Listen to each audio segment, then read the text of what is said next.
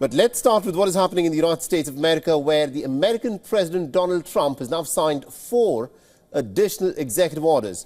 In just over a week of being in charge, the Republican president has signed orders pertaining to the U.S. military and at large strengthening America's defense systems. The first executive order, interestingly, calls for what is being described as an iron dome for the United States of America. Now, calling on the Defense Secretary Pete Hegseth, Trump ordered the construction immediately for what are being described as the state-of-the-art missile defense shield for the country's protection. Now, Trump has signed 2 other orders that are aimed at the U.S. military, both of which targeted the LGBTQ community in the country. In addition to people of color and women, one order effectively ends diversity and inclusion programs within the American military, which the current American president believes discourages merit-based recruitment. Now, the other order that Donald Trump has signed calls for, and I quote, getting the transgender ideology out of the American military. A 4th executive order signed by the U.S. president will reinstate service members who were discharged for refusing to comply with mandates during the COVID-19 pandemic. Now, close to 8,000 members had earlier been discharged between August 2021 to January 2023. Now, according to the details of the executive orders, both the Departments of Defense and Homeland Security have a period of 30 days to submit a plan to meet the guidelines of the executive orders. Now, both departments also should present a progress report on the implementation of the orders within 180 days.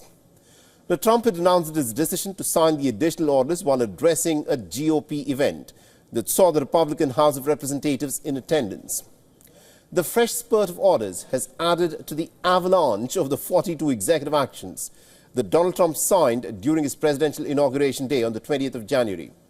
Now, Trump had signed a few orders in the presence of thousands of supporters at the Capital One Arena, followed by more proclamations and orders that were signed at the Oval Office. Emergency at the southern border of the United States? That's a big one. A lot of big ones, huh? And WION's correspondent Susan Tehrani, who's been tracking the story very closely for us, has sent us this report from New York. Let's listen in. In the first days of his presidency, Donald Trump has quickly set the tone for his administration and the administration's agenda, signing 4 new executive orders, the most ambitious one being the construction of a missile defense shield like Israel's Iron Dome, with a directive to Secretary of Defense Pete Hegseth to start working on it immediately. Now, 2 other orders which are controversial are regarding military personnel, the diversity program, get rid of that, and also barring transgender service members from serving. These orders have sparked outrage from some, while praise from others.